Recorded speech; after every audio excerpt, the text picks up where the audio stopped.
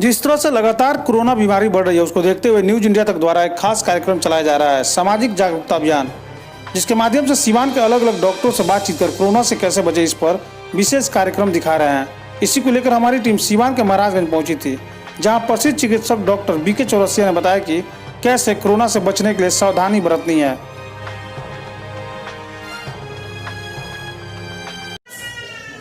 आज news India तक की टीम सीवान जिले के महाराजगंज अनुमंडल पहुंची है। कोरोना वायरस के संक्रमण के बाद लोगों की जिंदगी कैसे गुजर रही है और स्वास्थ्य से संबंधित किस तरह की समस्याओं का प्रतिदिन सामना जनमानस को करना पड़ रहा है, इसका ताजा ग्राउंड रिपोर्ट मैं आवाम तक, शासन, सरकार, प्रशासन तक पहुंचाने का सार्थक प्रयास कर रहा हूं। आज बातचीत करने के लिए महाराजगंज अनुमंडल के जाने माने सुविख्यात नवजात एवं शिशु रोग विशेषज्ञ, child specialist doctor BK Chaurasia जुड़ रहे हैं। डॉक्टर साहब का स्वागत है। सबसे पहले आप लोगों को मैं धन्यवाद देना चाहता हूँ इस इंटरव्यू के लिए। सर, कोरोना वायरस का संक्रमण तेजी से बढ़ रहा है। महाराजगंज अनुमंडल की बात करें तो यहाँ आप जाने माने शिशु रोग विशेषज्ञ हैं। आपको क्या लगता है कि कोरोना संक्रमण का खतरा नवजात एवं शिशुओं पर कितना है? जी, नवजात शिशु तो बिल्कुल सेफ नहीं है। इनको हम चाहेंगे कि जो भी मदर फीडिंग करा रही है, दूध पिला रही है, अपने अच्छे से ब्रेस्ट को साफ कर लें, हाथ को साफ कर लें, सैनिटाइजर नहीं हो तो साबुन पानी से हाथ धो लें और फिर अपने ये फेस को थोड़ा कपड़ा से कवर से जानते हैं। डॉक्टर साहब, स्वच्छता को लेकर के आप बतला रहे थे कि माँ को कितना हाइजीन पर ध्यान देना है और सैनिटेशन पर ध्यान देना है। तो सबसे पहले माँ को अपने साबुन पानी से हाथ धो लेना चाहिए। हाथ धो करके अपने ब्रेस्ट को साफ कर लें। ब्रेस्ट साफ करने के बाद ही बच्चे को दूध पिलाएं। और यदि टॉप फीड दे रहे हैं, ऊपर से दूध गाय भैंस या डब्बा का दूध दे रही है, तो जब भी दूध पिलाएं उसको गर्म करके ही पिलाएं। इससे संक्रमण का खतरा कम से कम रहेगा। जी, भरसक ये कटोरी चम्मच से ही दूध पिलाया जाए। ये दूध पिल्ली वगैरह होता है, उससे दूध नहीं पिलाया जाए। जी डॉक्टर साहब, आहार की अगर बात करें, वैसे मतलब बच्चे जो कहीं न कहीं वैकल्पिक आहार का प्रयोग करते हैं, माँ का दूध नहीं होता है, उस परिस्थिति में कैसा आहार उन्हें देना चाहिए जिससे कि उनका इम्यूनो सिस्टम जो है मजबूत रहे?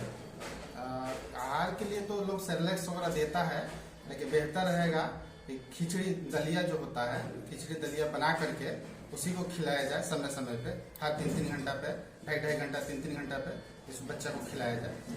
जी डॉक्टर साहब, आजकल नया प्रचलन चला है कि बहुत सारी जो माँ है, महिलाएं हैं, वो बच्चे को हगिज पहनाती हैं और बरसात का मौसम है, मौसम तेजी से बदल रहा है, कभी गर्मी तो कभी हल्का जो है नमी रह रहा है, ऐसे में संक्रमण का खतरा कितना बढ़ सकता है? जी, हगिस तो अब कहीं आने जाने के लिए पहना सकते हैं, बराबर के लिए नहीं है। बराबर के लिए आप सफाई अपने से ही करना होगा। जी, पानी हल्का गुनगुना कर लीजिए या फिर टिश्यू पेपर का इस्तेमाल कीजिए। जी, यही हम कहना चाहेंगे। जी, नवजीवन क्लिनिक की बात की जाए तो यहाँ किस तरह की सुविधा मुहैया कराई जा रही है? जी, हमारे यहाँ ज्यादातर ओपीडी पे फोकस किया जाता है।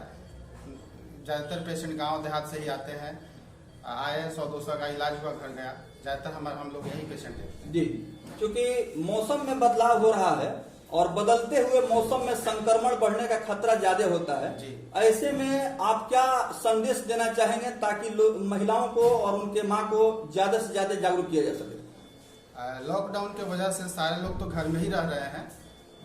ये जो इस समय फ्लू फैलता है, जैसे कोरोना है वैसे ही फ्लू फैलता है। इससे तो जो जैसे अभी लोग रह रहा है, हाथ धो रहा है, मास्क लगा रहा है, साबुन से धो रहा है, सैनिटाइज का यूज ऐसे हमेशा करना चाहिए। इससे संक्रमण का खतरा कम से कम रहे। जी, महाराजगंज में ताजा मामला जो आ रहा है उसको देखते हुए किस तरह से आप लोग एहतियात बरत रहे हैं? देखिए, मार्केट में तो सारे मार्केट अभी बंद था, लेकिन बात लोग समझ नहीं पा रहा है।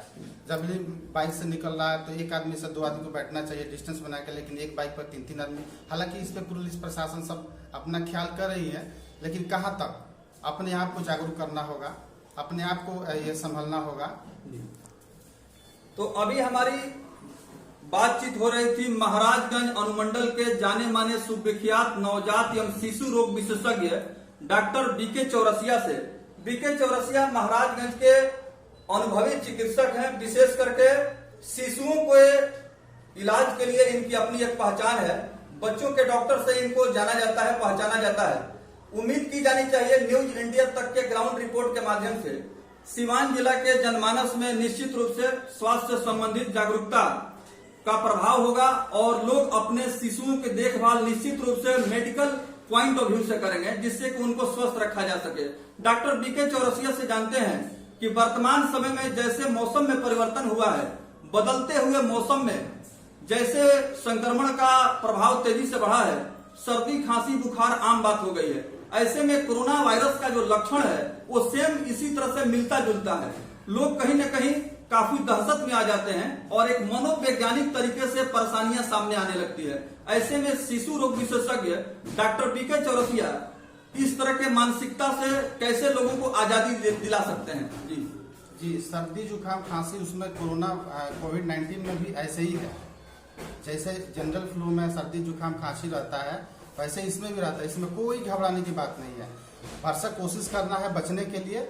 यदि हो भी जाता है तो अपने आप को आइसोलेशन में, समझ में आ रहा है कि हमको कोरोना का लक्षण है तो सबसे पहले अपने प्राथमिक स्वास्थ्य केंद्र पर जाएं, अपने को जांच कराएं।